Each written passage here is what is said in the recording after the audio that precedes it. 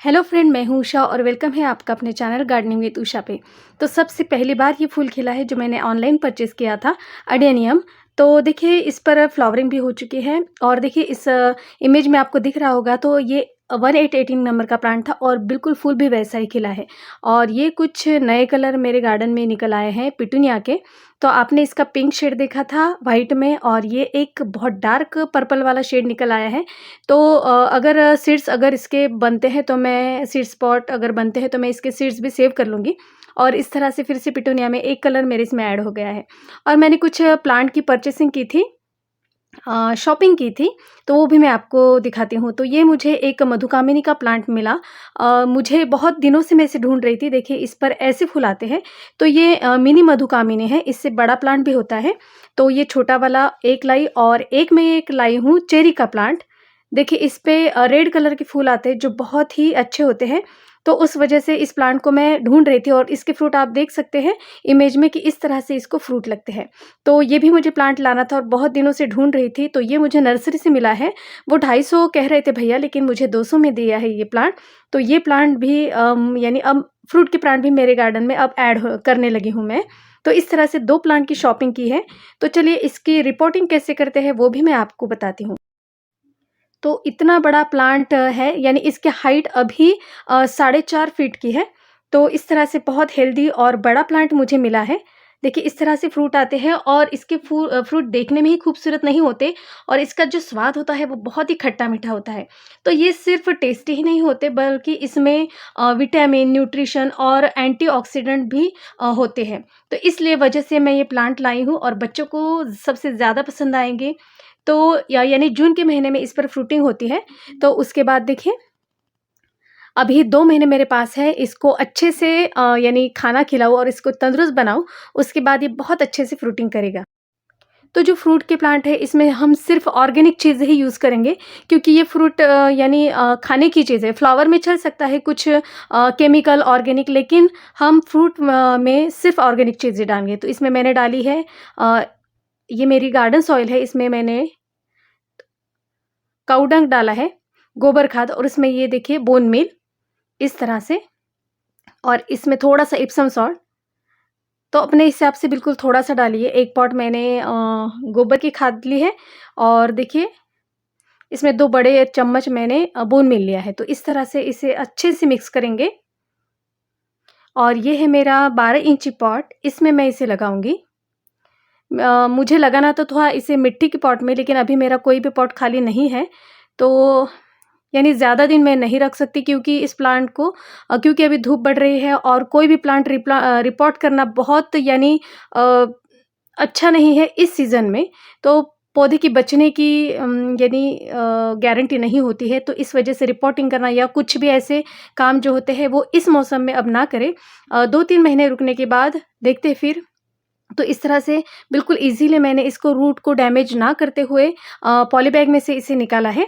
और देखिए ये अच्छी तरह से बैठ गया है, नीचे मैंने मिट्टी डाली है। और इस पर अब जो मैंने मिट्टी बनाई थी जिसमें गोबर खाद, इप्सम सॉल्ट और बोन मील था, और नीम खली, सॉरी इसमें नीम खली मुझे डालनी ही थी। अभी वो मैं ऊपर आई हूँ और नीचे नीम खली रहेगी, तो बाद में मैं इसे ऊपर से डाल दूँगी, तो चल जाता है।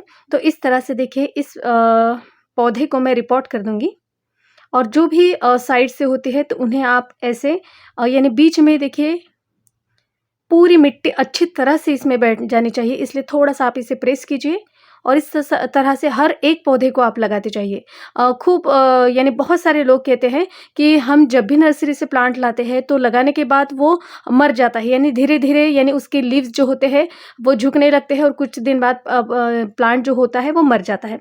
तो इसकी वजह यही होती है कि हम जब भी पौधा लगाते हैं तो बिल्कुल धीरे-धीरे से उसे यानी सँभालते हैं। तो इस तरह से आपको यानी रूट जो होते हैं उसमें पूरी मिट्टी अच्छी तरह से प्रेस करके अच्छे से लगाएँ, तब ये पौधा अपने आप ग्रोथ करने लगता है, क्योंकि उसके रूट रूट में मिट्टी हमेशा दबी हुई चाहिए। तो इस वजह से आपका पौधा मर जाता है। तो कभी भी कोई भी प्लांट लगाने के बाद, पानी डालने के बाद दूसरे दिन उसके आजू-बाजू में थोड़ा-सा प्रेस कीजिए, फिर देखिए आपका प्लांट कभी नहीं मरेगा। तो इस तरह से छोटी-छोटी बातों का आप ध्यान रखो, क्योंकि ये भी मैंने एक्सपीरियंस से सीखा है। और ये मधुकामिनी का प्लांट देख सकते हैं, इसकी रूट पूरी बाहर आ चुकी थी।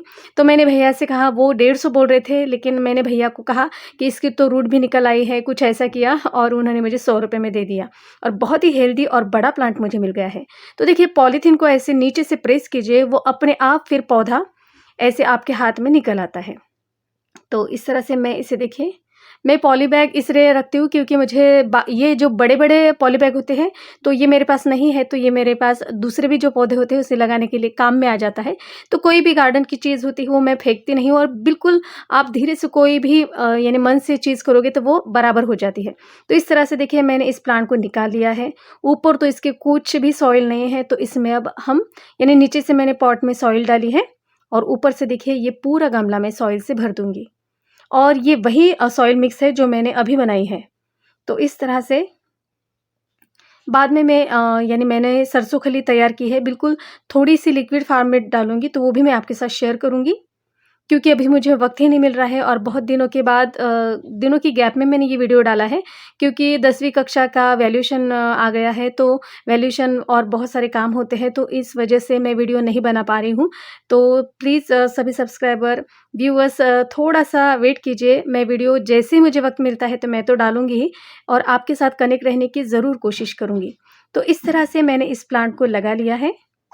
देखिए, इसके रूट को अच्छे से प्रेस कीजिए। कोई भी पौधा जब भी आप लगाते हो, तो ये बात सबसे ज़रूरी है।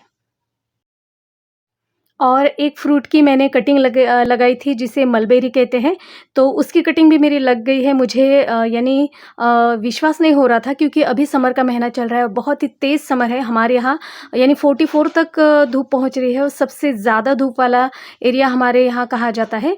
तो जैसे नागपुर साइड, अमरावती साइड और अकोला, वहाँ पर बहुत गर्मी बढ़ रही है, बहुत ही धूप बढ़ रही है। तो इस तरह से इसे मैं शेड में रख दूँगी, क्योंकि अभी तो मैं इनको नहीं निकालूँगी बाहर, और जहाँ पर डायरेक्ट धूप यानी सुबह की धूप इन पर पड़े वहीं पर इन्हें रख दूँगी और पूरी अच्छी तरह से इसमें देखिए वाटरिंग करूँगी। इस तरह से नीचे से पूरा पानी निकलना चाहिए और इसे 8 दिन मैं यही रखूँगी और उसके बाद भी अभी धूप बहुत है, तो इसे कुछ दिन यही शेड में रखूँगी। तो धीरे-धीरे मैंने फ्रूट की भी प्लांट अभी ऐड करना शुरू कर दिया है। देखती हूँ कितनी सक्सेस होती हूँ। जैसे फ्लावरिंग में सक्सेस हुई, आप देख सकते हैं मेरी विंग का बहुत ही हेल्दी और प्यारे लग रहे हैं। तो दोस्तों, आज की वीडियो आपको कैसी लगी प्लीज़ मुझे कमेंट्स कीजिएगा। अगर वीडियो अच्छी लगती है तो प्लीज़ मेरे चैनल को लाइक और सब्सक्राइब ज़रूर कीजिएगा।